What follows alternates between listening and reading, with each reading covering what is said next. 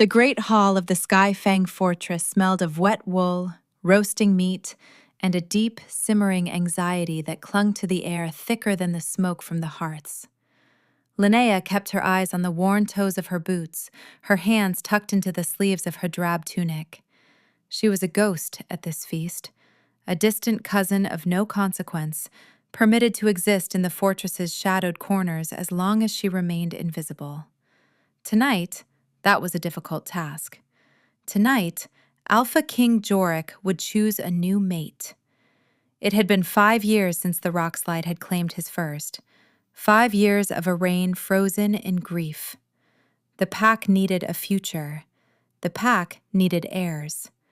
So, the high-born daughters of the allied territories were presented, one by one, their fine silks rustling, their scents of rosewater and pine soap a cloying perfume of ambition. Linnea's only job was to refill the pitchers of spiced wine, a task that kept her head down and her movements swift.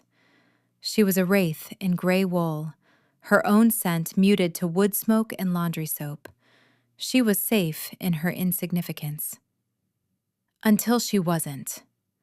She was backing away from the high table, a heavy earthenware pitcher in her hands, when a foot, booted, expensive, deliberately placed, shot out from the bench. Brand, Jorik's cousin and second, gave her a smile that was all teeth. Linnea stumbled, lurching forward to keep the wine from sloshing onto the furs. The momentum carried her too far, into the cleared space before the Alpha King's throne. The hall fell silent. Every eye landed on her plain, startled face, on her servant's tunic, on the way she had stumbled into the circle reserved for the chosen. A wave of snickers rippled through the assembled lords and ladies. She had become the evening's cruel entertainment. Linnea froze, her face burning with a shame so hot it felt like a brand. She could feel Jorik's gaze on her, a weight as heavy and cold as mountain granite. He sat on his carved throne of petrified ironwood, his face a mask of impassive authority.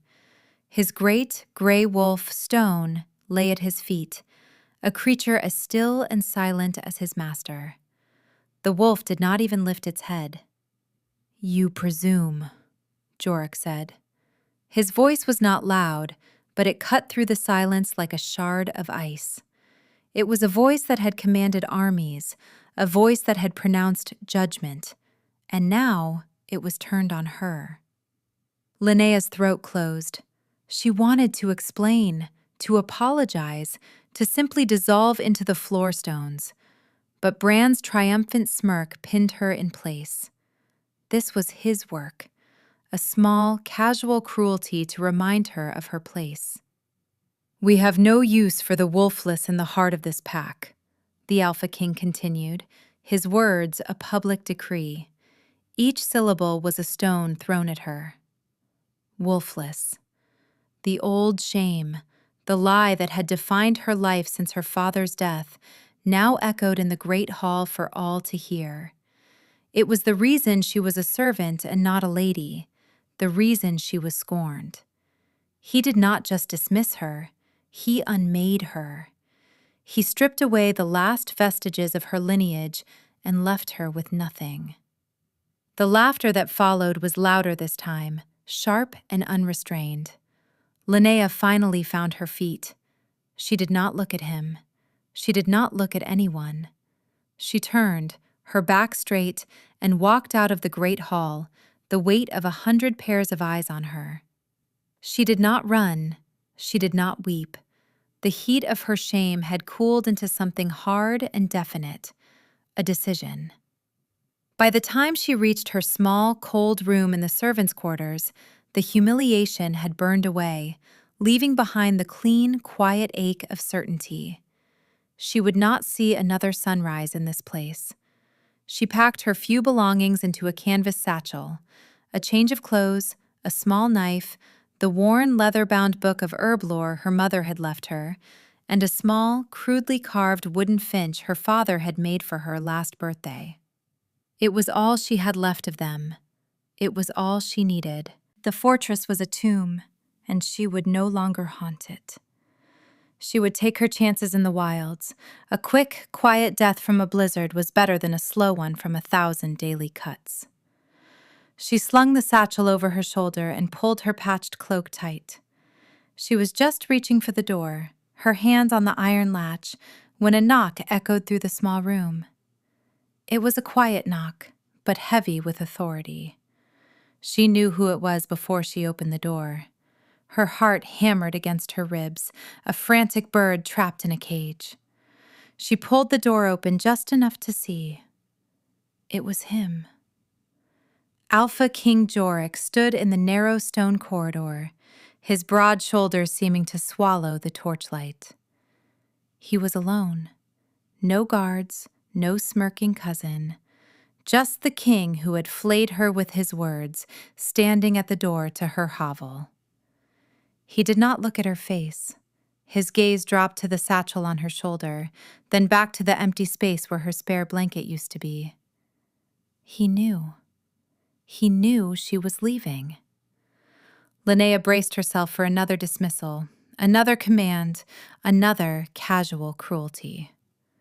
But he said nothing of her imminent departure. His face was unreadable, carved from the same stone as the mountain, but there was a crack in the facade, a fissure of something that looked like desperation. It was in the taut line of his jaw, the faint tremor in the hand he kept clenched at his side. He finally met her eyes, and the cold indifference from the great hall was gone. In its place was a raw, bleak emptiness that startled her. He did not apologize. He did not command. He simply stated a fact, his voice low and rough, as if the words were being torn from his throat.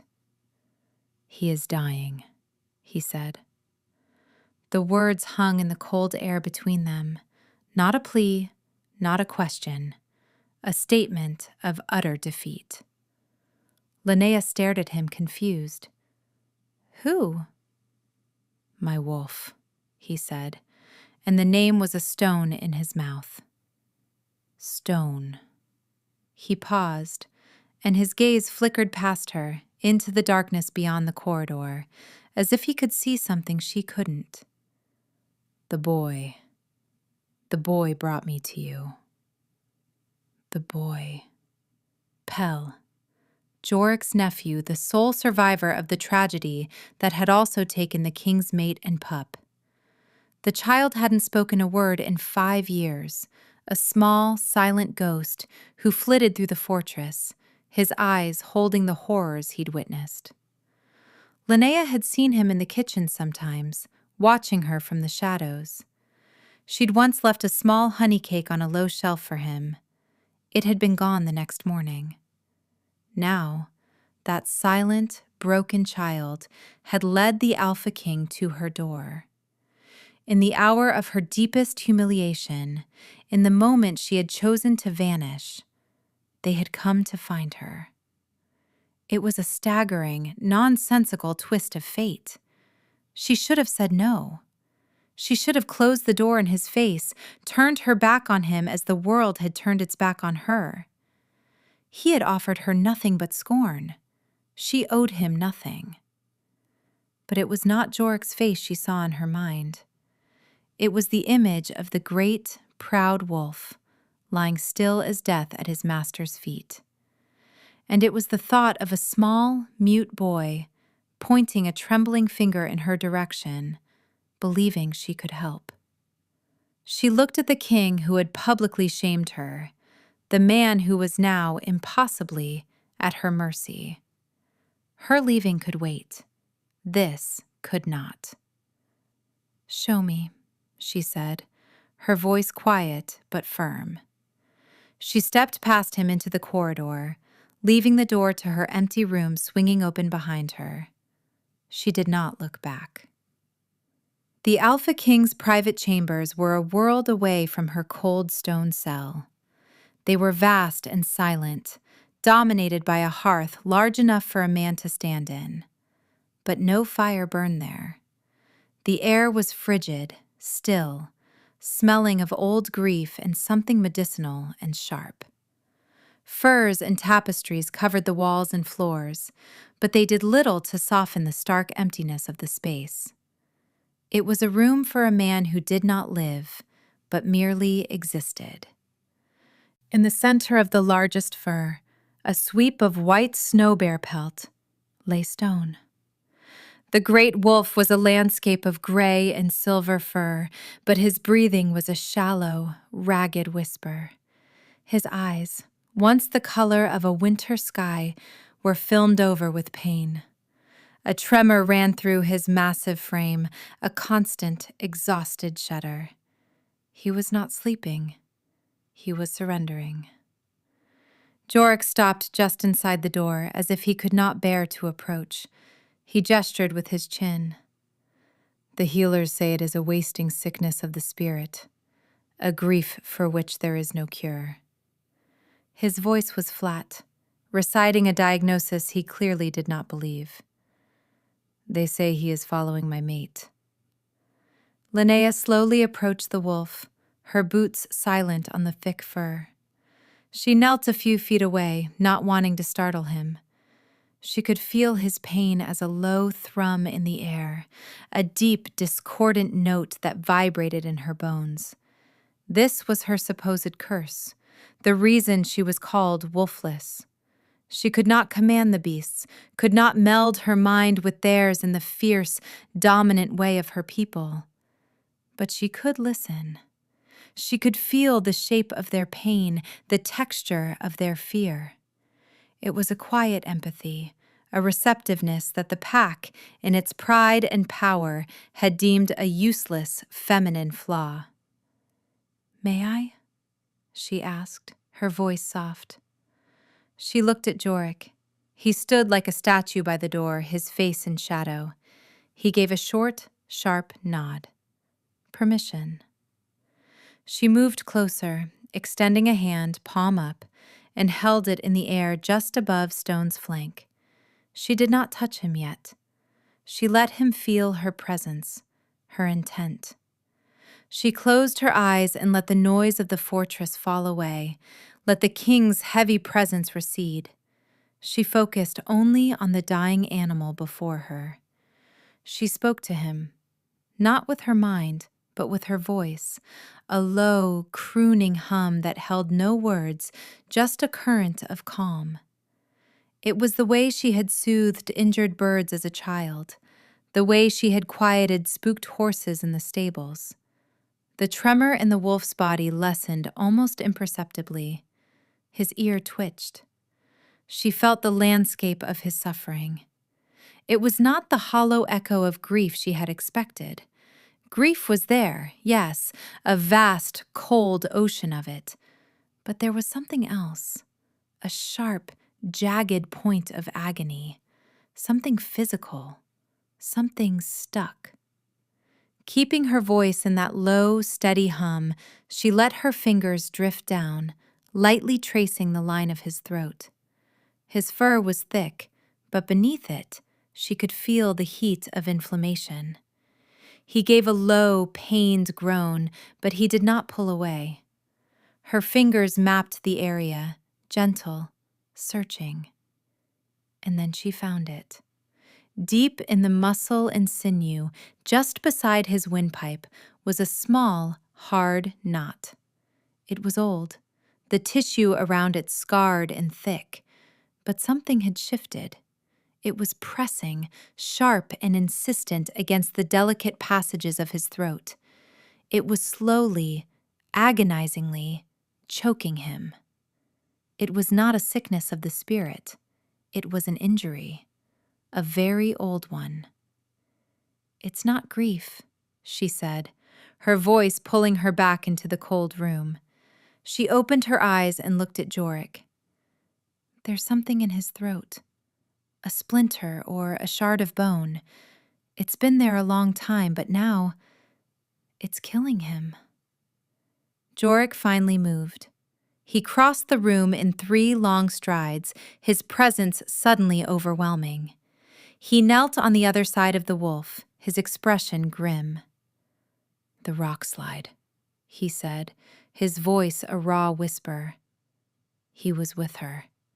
He was injured, but the healers focused on the others. His gaze was distant, seeing not the wolf, but a memory, a horror. He looked back at Linnea, his eyes dark with a pain that mirrored the wolf's. "Can you help him?" It was a real question this time, not a statement, not a demand, a plea. The great Alpha King, who held the lives of thousands in his hands, was asking her for help. The irony was a bitter taste in her mouth. She, the wolfless outcast, was the last hope for the Alpha's own companion. "I can try," she said, "but not alone. I'll need hot water, clean linen, and the smallest, sharpest knife in the kitchens. And I'll need someone with strong, steady hands." Her gaze fell on his. "I will need you." The air in the king's chambers grew thick with tension. Jorik dispatched a silent guard to fetch Marta, the fortress cook, the only person Linnea trusted not to raise an alarm or spread gossip. While they waited, Linnea did not move from Stone's side. She continued to hum, her hand resting on his great, shaggy head, her thumb stroking the fur between his ears. Jorik remained where he was, a sentinel on the other side of the wolf, his silence a heavy cloak. He watched her. She could feel his gaze, intense and questioning. He was reevaluating her, she knew, trying to fit this new version of her, the calm, capable woman tending to his dying wolf, with the scorned, insignificant creature he had dismissed in the hall. Marta arrived, her arms laden with supplies, her face a mask of disapproval and worry. She shot a look at the king, then at Linnea, her expression clearly asking what fresh trouble she'd found herself in. "You need a knife? You come to my kitchen," she grumbled, setting a basin of steaming water on the floor. "You need to get yourself exiled? You do it on your own time." Despite her words, she handed Linnea a roll of clean linen and a small, wickedly sharp paring knife. "Be careful, girl," she whispered, her voice low and fierce. "The high wolves play for keeps." Marta's presence was a small, solid anchor in the vast, cold room. She stayed, her hands on her hips, a stubborn, unmovable force. Linnea was grateful for it. She took a deep breath, the steam from the water warming her face. "I need you to hold his head," she said to Jorik, gently but firmly. "If he thrashes—" She didn't need to finish. Jorik nodded, his face grim. He shifted, his large, calloused hands moving to cup the wolf's jaw, his thumb stroking the fur reassuringly. It was a gesture of such unexpected tenderness that it made Linnea's breath catch. For a moment, she saw not the king, but the man, his grief as raw and open as the wound she was about to create. At that moment, a small shadow detached itself from the doorway. Pell. The boy crept into the room, his bare feet making no sound on the furs. His eyes were wide, fixed on the scene. Stellan, the captain of Jorik's guard who had followed Marta, made a move to intercept him, but Jorik stopped him with a single sharp glance. The boy came to a stop beside Linnea. He did not look at his uncle. He did not look at the wolf. He looked at her. He reached out a small, hesitant hand and laid it on her arm. His touch was light as a moth's wing, a silent offering of support. Linnea's heart, which had been a tight, cold knot in her chest, eased. She gave the boy a small, grateful smile before turning her attention back to her task. With the knife poised, she took one last steadying breath. "Easy now, old friend," she murmured to the wolf. "Just a little longer." She made the incision. It was small, precise, just enough. The wolf flinched, a low whine rumbling in his chest, but Jorik held him steady, his voice a low, soothing murmur. Linnea worked quickly, her fingers deft and sure. The shard was lodged deeper than she'd thought, encased in tough scar tissue. It was slow, painstaking work. The only sounds were her own quiet breathing, the faint hiss of the cooling water, and the king's low murmur to his wolf. Finally, her fingers closed around the object. It was sharp-edged, slick with blood. With a final, careful tug, she drew it out. It was a piece of bone, nearly an inch long, jagged and cruel. She dropped it onto a clean piece of linen. The clang it made seemed deafeningly loud in the silent room. Stone shuddered, a full-body tremor, and then he took a breath. A real one. It was deep, ragged, and loud, but it was clear. The wheezing, whistling sound was gone. He coughed, a wet, rattling sound, and then his breathing evened out, falling into the slow, deep rhythm of true sleep. The tension in the room broke. Marta let out a breath she'd clearly been holding for an eternity. Pell's small hand squeezed Linnea's arm, then let go. Linnea sat back on her heels, the adrenaline draining out of her, leaving her feeling hollow and shaky. She had done it. She looked at the sleeping wolf, then at the king. Jorik's face was a study in stunned relief. The mask was gone completely, replaced by a raw, unguarded gratitude that stole her breath. He slowly released his hold on Stone's head and looked at his hands, which were trembling slightly. He clenched them into fists, then looked at her. His eyes met hers across the body of the sleeping wolf, and in their depths, she saw not a king looking at a servant, but a man looking at the woman who had just saved a part of his soul. He did not thank her. The words were not in him. Instead, he gave her something more valuable. He looked toward her satchel, still lying by the door where she'd dropped it. He looked back at her, his gaze holding hers. "Stay," he said.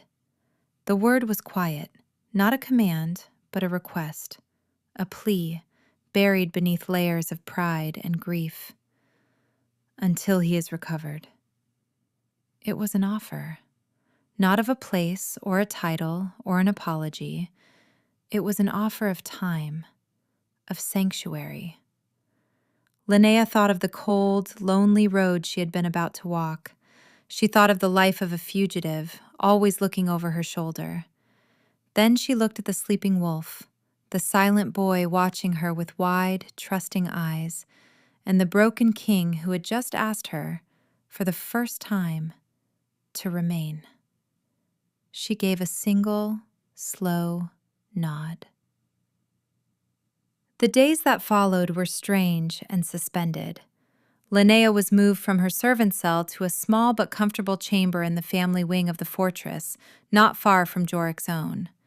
It had a narrow bed with a thick feather mattress, a window that looked out over the snow-dusted peaks, and a small, ever-burning fire. It was a gilded cage, and she was its uncertain occupant. She was not a prisoner, not a guest, not a servant. She was simply there. Her purpose was Stone. The great wolf's recovery was slow but steady. The wound on his throat healed cleanly, thanks to the poultices of comfrey and golden thread she applied daily. He began to eat, at first just thin broth she spoon-fed him, then strips of tender meat. Within a week, he was on his feet, his gait still stiff, but his eyes clear and alert. He became her shadow. Where Linnea went, Stone followed, a silent, looming protector. His presence was a declaration, a signal to the entire fortress. The Alpha's wolf had chosen her. The whispers and stares that followed her through the corridors changed in tone, from scorn to a grudging, fearful respect. Pell, too, was a constant companion. He would appear in her room at dawn, a small book or a wooden toy in his hands, and simply sit with her while she ground herbs or stitched a new seam in Stone's bandage. He never spoke, but his presence was a language all its own. He would watch her, his dark eyes solemn, mimicking the soft, humming sounds she made to the wolf. He brought her things: a perfect smooth river stone, a fallen hawk's feather, a winter rose he'd pilfered from the greenhouse, its petals already browning at the edges. They were treasures, offered with a silent gravity that made her heart ache. Jorik remained a distant, watchful presence. He never sought her out, never initiated a conversation, but she would feel his eyes on her as she crossed the courtyard, or look up from her work to find him standing in the shadows of a corridor, watching her with Pell and the wolf. He expressed his awareness of her not in words, but in actions, so subtle she almost thought she imagined them. A thicker, warmer cloak appeared on the hook by her door, replacing her patched one. A bowl of late-season berries, a rare delicacy, would be waiting on her table in the evenings. A softer pair of boots, lined with rabbit fur, were left outside her room one morning. They were offerings, left without expectation or announcement. They were apologies, spoken in a language of provision, the only one he seemed to know. One afternoon, as she sat by the window, mending one of Pell's tunics, she allowed herself to think about the past, about the title she'd lost. She was wolfless because of a lie. Years ago, on a brutal winter hunt, her father and Brand had cornered a massive shadow cat. Brand, arrogant and reckless, had missed his shot, only wounding the beast. It had turned on them, enraged.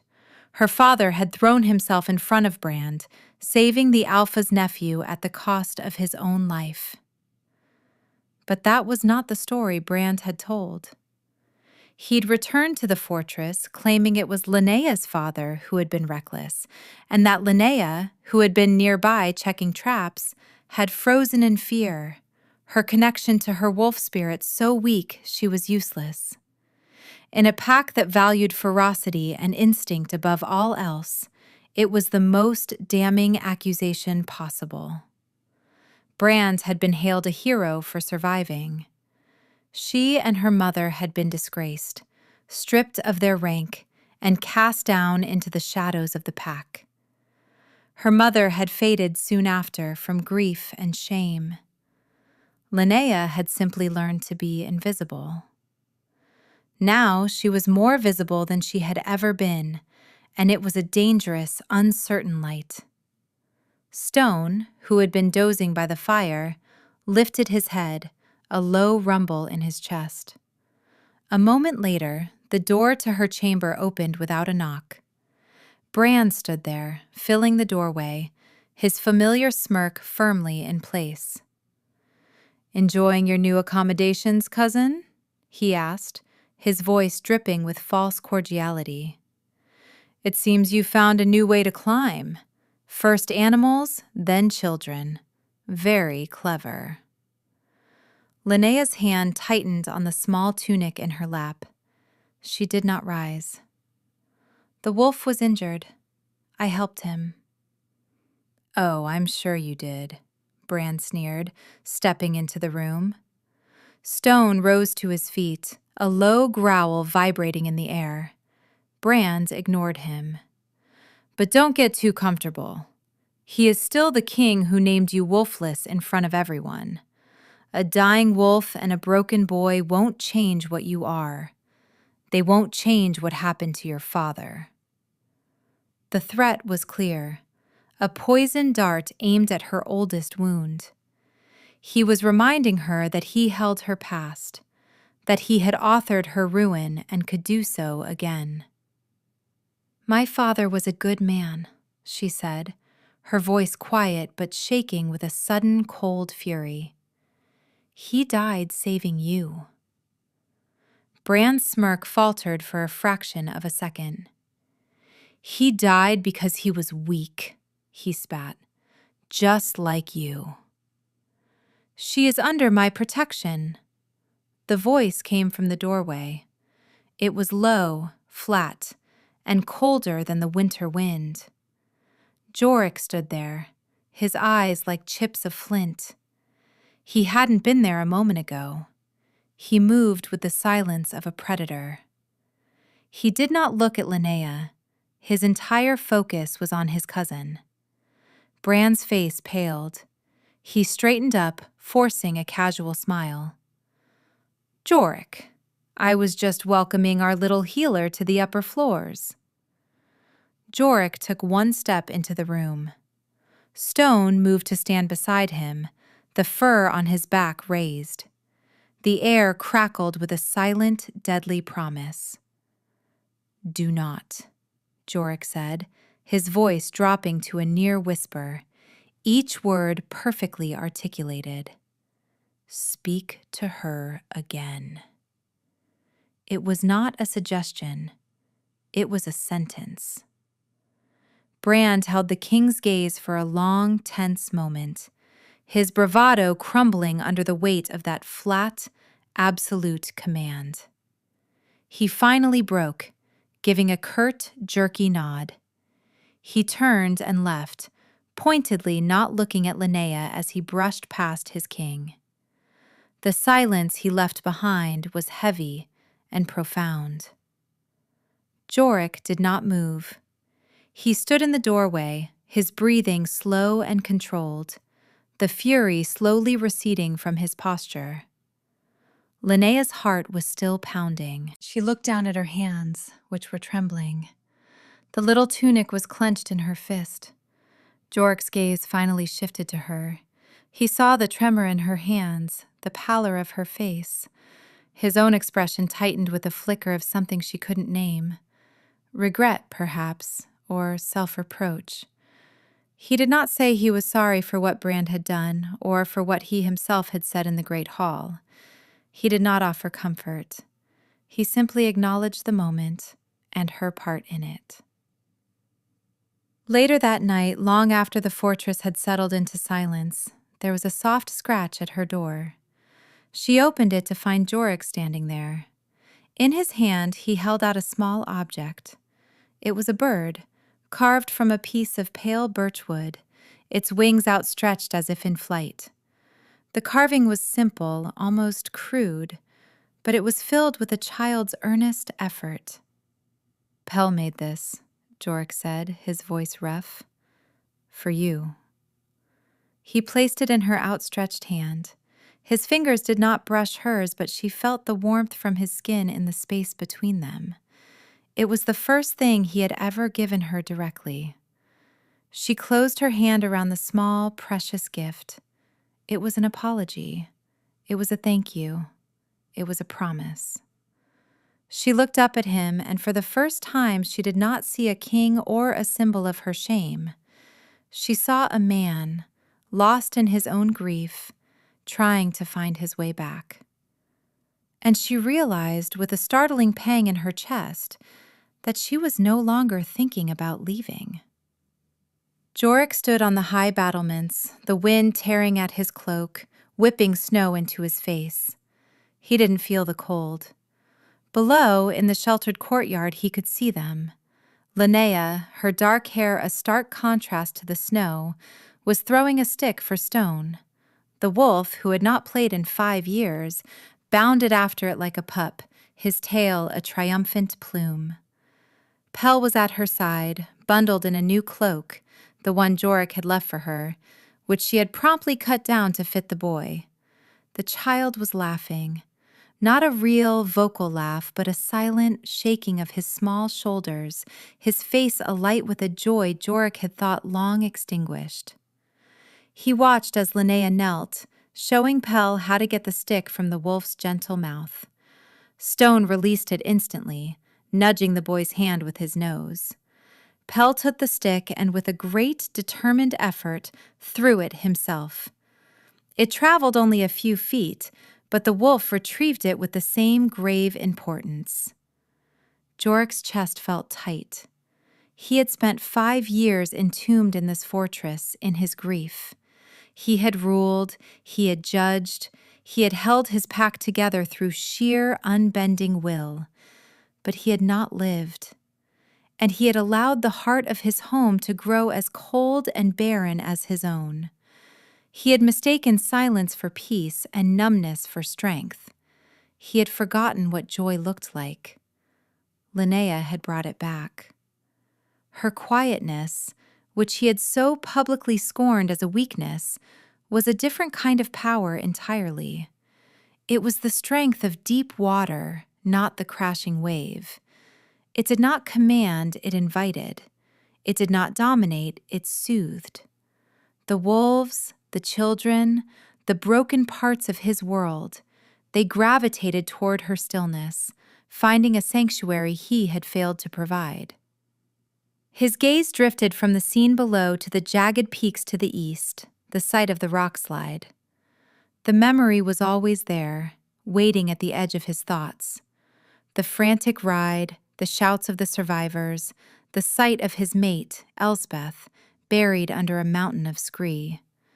And Brand, his face scratched and bleeding, telling a story of a sudden, unforeseeable tragedy.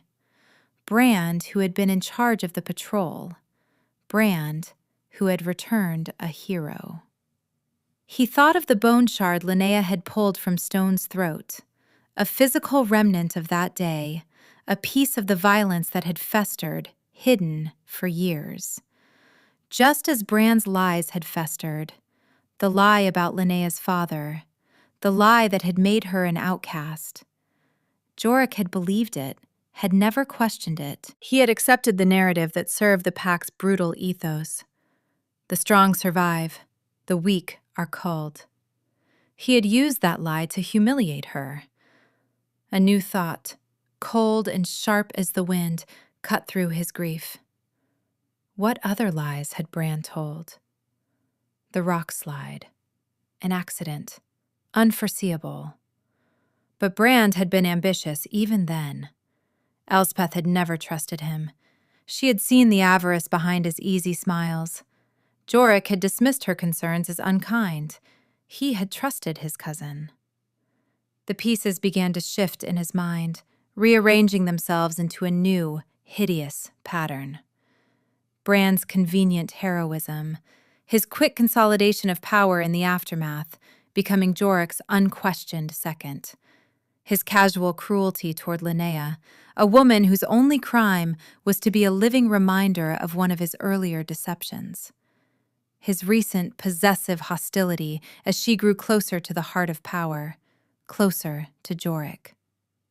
It was a tenuous thread of suspicion, woven from instinct and regret, but it was there.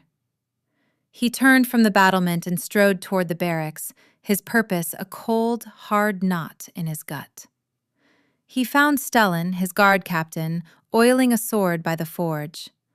Stellan was a man of few words and absolute loyalty, his face a roadmap of old battle scars. He rose as Jorek approached. "My lord?" "Stellan," Jorek said, his voice low. "I have a task for you, a quiet one."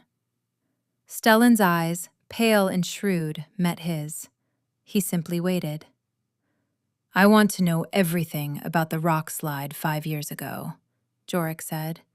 "The patrol rosters, the geological reports filed before and after. Who scouted the path that morning?"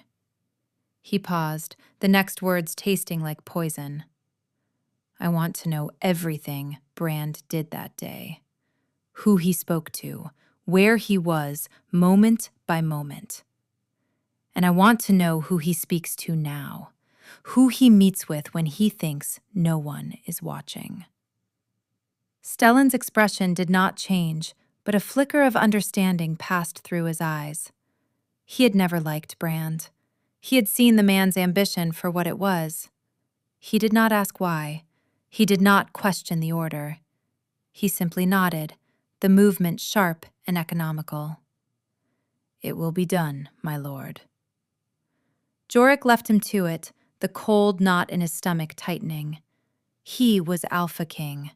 He had faced down armies and monsters, but the thought that the deepest betrayal might have come from within his own family, from the man he had trusted as a brother, was a more terrifying prospect than any battlefield.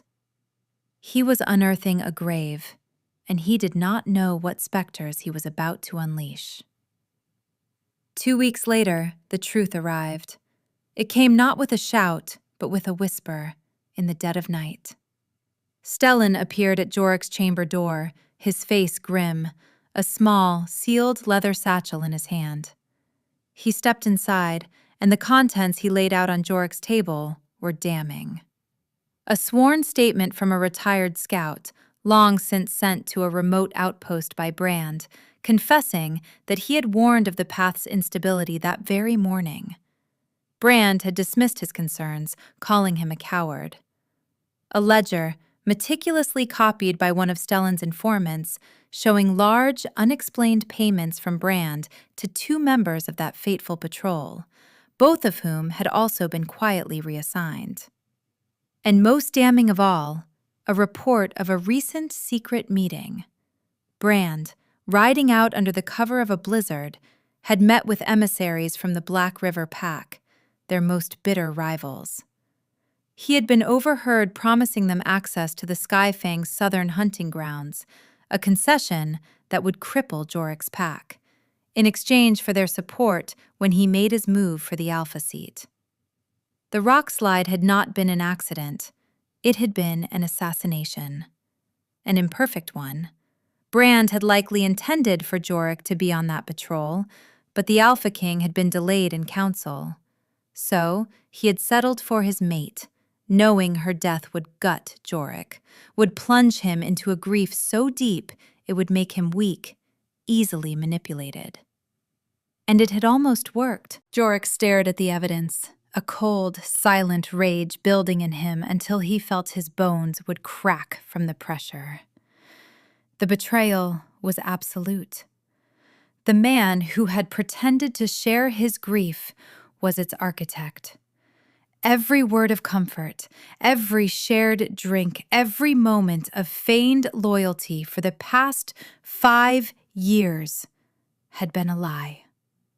He had not only murdered Elspeth and their unborn pup, he had murdered Jorik's trust, his past, his belief in his own judgment.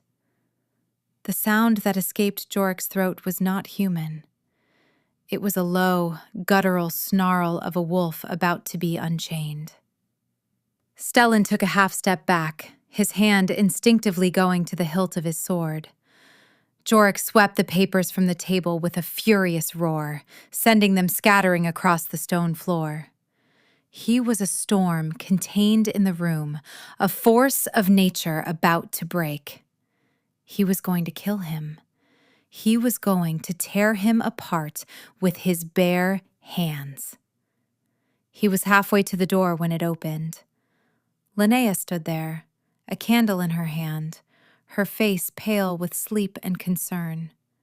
She had heard his cry. "Jorik?"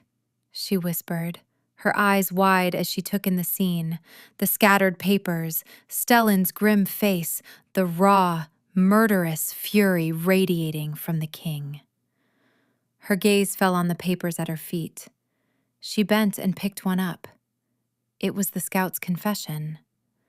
Her eyes scanned the words, her expression shifting from confusion to dawning horror. She knew the scout's name. He had been a friend of her father's. She looked from the parchment to Jorik's face, and she understood. Everything. The lie that had ruined her family was just a footnote in a much larger, more monstrous betrayal. The man who had destroyed her was the same man who had destroyed him. A shared enemy, a shared wound. Her presence broke the spell of his rage. The red haze of fury receded, replaced by a cold, terrible clarity. He could not just kill Brand. That was too easy, too clean. He had to be exposed. The pack had to see the rot for what it was. Justice had to be public, as her humiliation had been. Before he could speak, before he could form a plan, a frantic shout echoed from the corridor. A guard, breathless and bleeding from a cut on his temple. "My lord, it's Brand! He has the boy!" The world tilted. Jorik's blood ran cold. He shoved past the guard, Stellan and Linnea on his heels, his heart hammering with a terror far worse than any rage. Brand, cornered and knowing the net was closing, had made his final, desperate move. He had taken the one thing Jorek could not bear to lose again. The great hall was a tableau of fear. Brand stood in the center of the room, by the cold central hearth, a long knife held to Pell's throat. The boy was rigid with terror, his small body trembling, his eyes wide and dark in his pale face. Brand's face was slick with sweat, his eyes wild with the desperation of a trapped animal. The household guards formed a loose, helpless circle, their swords drawn but useless. One move, and the boy was dead. "Get back!" Brand screamed as Jorek entered the hall, his voice cracking. "All of you, I want safe passage to the Black River border. And I want him," he jerked his head toward Jorek, "to abdicate. Publicly. Now." Jorek stopped, his hands clenched into fists at his sides. He was frozen. This was the nightmare reborn. A loved one held hostage by his failure, by his blindness. He had let this viper nest in his house, and now a child would pay the price. He could see the scene replaying itself, the rocks, the screaming, the silence. He could not lose another child. He would give Brand anything, the kingship, the fortress, his own life. "Let the boy go, Brand," Jorek said, his voice strained, trying to keep the terror from it. "He has nothing to do with this. Take me instead." "No," Brand sounded. "You don't get to be the martyr. You'll watch. You'll watch him die, just like you let her die. This is how you lose everything." Stellan moved to flank his king, his hand on his sword, his face a mask of grim calculation, searching for an opening that wasn't there. The guards shuffled, their helplessness a palpable thing. But it was Linnea who moved. She stepped out from behind Jorek, her face calm, her hands empty and open at her sides. She did not look at Brand. She did not look at Pell. She looked at the space just to Brand's left. "Stone," she said, her voice not loud but clear and carrying in the tense silence. From the shadows of the corridor behind her, the great wolf emerged. He had followed her, as he always did.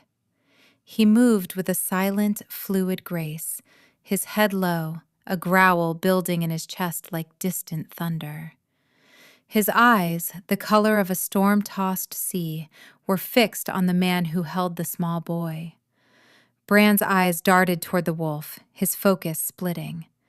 The animal was a real immediate threat in a way the swords were not. He tightened his grip on Pell, pressing the blade harder against his skin. "Keep that beast back!" he shrieked. Linnea kept walking, slowly, deliberately, her steps measured and calm. "It's all right, Stone," she murmured, her voice a low, soothing hum. "Easy now." She was a dozen feet away, then 10. She was drawing the circle of violence tighter, focusing all the tension on herself and the wolf. Brand was rattled, his wild eyes flicking between Jorek, the advancing wolf, and the woman who should have been nothing, who should have been powerless. In that moment of stretched thin chaos, as every eye was on Linnea and the wolf, Pell did the impossible. He had been a vessel of silent terror for 5 years, but now, with the blade at his throat, with the woman who had shown him kindness walking into the jaws of death for him, something inside him broke free. He tilted his head back, his small throat arching against the knife, and he screamed. It was not a child's cry of fear. It was a single explosive word, a sound of pure, defiant rage. No! The word ripped through the silence of the hall, raw and shocking. It was the first sound he had made in 5 years. The sheer, unexpected force of it made Brand flinch. His grip loosened for a fraction of a second. It was all Stellan needed. The captain moved like lightning, his sword a blur. Not a killing stroke, but a precise, disarming one. The flat of his blade slammed against Brand's wrist. The knife clattered to the stone floor. In the same instant, Stone lunged, not for Brand's throat, but for his leg, his jaws closing with a sickening crunch of bone. Brand screamed, a real scream this time, as he went down. The spell was broken. The guards surged forward. Jorik did not move toward Brand. He did not look at the traitor his men were now dragging away, writhing and howling. He moved past the chaos, his eyes fixed on only 2 people. He went to Pell, scooping the trembling boy into his arms, crushing him against his chest, his face buried in the child's hair. "You're safe," he murmured, over and over, his voice thick. "You're safe." Pell wrapped his arms around Jorik's neck, holding on with a desperate strength. After a long moment, Jorik looked up. His gaze found Linnea. She stood by the hearth, her hand resting on Stone's head, her face pale but serene. She had not fought. She had not used magic or power. She had used her quietness, her connection, her courage, and she had saved them all. The king's face was stripped bare of all its masks, the grief, the pride, the cold authority. What was left was a man, raw and vulnerable, and filled with a desperate, dawning hope. He set Pell gently on his feet, though the boy clung to his leg. He walked toward her, his steps deliberate. He did not stop a few feet away. He did not wait for permission. For the first time, he closed the distance between them without hesitation. He reached out and took her hand. Her fingers were cold, but they curled around his. His thumb stroked the back of her hand, a small, grounding gesture in the echoing hall. "Linnea," he said, and her name, spoken in his low, rough voice, was a vow.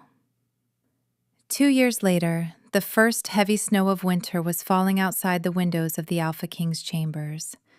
The thick flakes drifted down, muffling the world in a blanket of white, insulating the fortress in a profound and welcome silence. The room, once a cold and empty mausoleum of grief, was now a sanctuary of warmth and life. A great fire roared in the hearth that had for so long stood empty, its flames casting a dancing golden light over the furs and tapestries. The air smelled of burning pine, old books, and the sweet scent of the honey cakes Marta had sent up. Linnea sat in a large, comfortable chair near the fire, a worn, leather-bound book open in her lap. She wasn't reading. She was watching Pell. At 7 years old, he was no longer a silent, haunted ghost. He was a bright, chattering boy, full of questions and pronouncements. He lay on his stomach on the great snow bear pelt, a piece of charcoal in his hand, diligently drawing on a slate. Stone, now old and gray-muzzled but content, was dozing beside him, the boy's small foot resting on his flank. "Is it true that shadow cats can't see the color red?" Pell asked, not looking up from his drawing. "Marta says that's why hunters wear red cloaks, so they are invisible. But Stellan says that's foolish, and that hunters wear red so if they get shot by a clumsy lord, they are easy to find in the snow." Linnea smiled. "I think Stellan is probably closer to the truth." "I think so too," Pell said with grave authority. Marta knows about bread, not about cats. The door opened, letting in a brief, chilly draft before it was closed again. Jorik came in, his arms full of logs for the fire. He had been out with the forestry patrols, and his dark hair was dusted with snow, his cheeks reddened by the cold.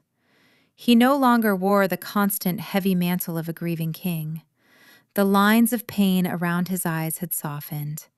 He still carried his authority with an easy grace, but it was tempered now with a quiet contentment that had taken root deep inside him. He smiled as he saw them, a slow, genuine smile that reached his eyes. He added the logs to the pile by the hearth with a soft thud, then came to stand behind Linnea's chair. His hands settled on her shoulders, his thumbs gently kneading the tension from them. She leaned her head back against his chest, her eyes closing for a moment. This was peace. Not the silent, empty peace of before, but a living, breathing peace filled with the small, ordinary sounds of family. He bent his head, his lips brushing her temple. Bran's sentence was carried out this morning, he said, his voice a low rumble against her ear. There was no triumph in his tone, only a somber finality. Brand had not been executed. At Linnea's request, he had been stripped of his name and rank, his connection to the pack spirit formally severed, and exiled to the farthest, most desolate northern territories. A wolfless man, sent to live out his days in the cold emptiness he had tried to inflict on others. It was a fate worse than death. It is done then, Linnea said quietly. A new beginning, he agreed. He moved around the chair and sat on the hearth beside her, close enough that their knees touched. He stretched his hands toward the flames, warming them. Pell looked up from his drawing. Jorik, can Stone have a honey cake? He helped me find my charcoal. He may have half of one, Jorik said, his expression serious. Old wolves get fat easily. Pell nodded, broke a cake with careful precision, and offered a piece to the wolf, who took it with a gentle, slobbery delicacy. The quiet domesticity of the moment was a thing of profound and miraculous beauty. It was the prize they had all fought for. Jorik's hand found Linnea's, his fingers lacing with hers. He looked at her, his eyes the color of a clear winter sky. You were right, he said, his voice soft, meant only for her. That day in the hall, you said my father was weak, just like you. He corrected himself, the memory of Bran's cruel words still sharp. He was not weak, and neither are you. Your quietness, your gentleness, it is a better strength, the strength that heals, the strength that builds. She brought his hand to her lips, pressing a kiss to his knuckles. It is the strength that found a home, she whispered. He leaned in and kissed her, a slow, tender kiss that tasted of winter air and the promise of a lifetime of warm nights by the fire. Stone sighed in his sleep, and Pell, his drawing complete, climbed into Linnea's lap, snuggling against her, his head fitting perfectly under her chin. Jorik's arm came around them both, holding his small, improbable, fiercely loved family close as the snow fell, blanketing the world and making it new.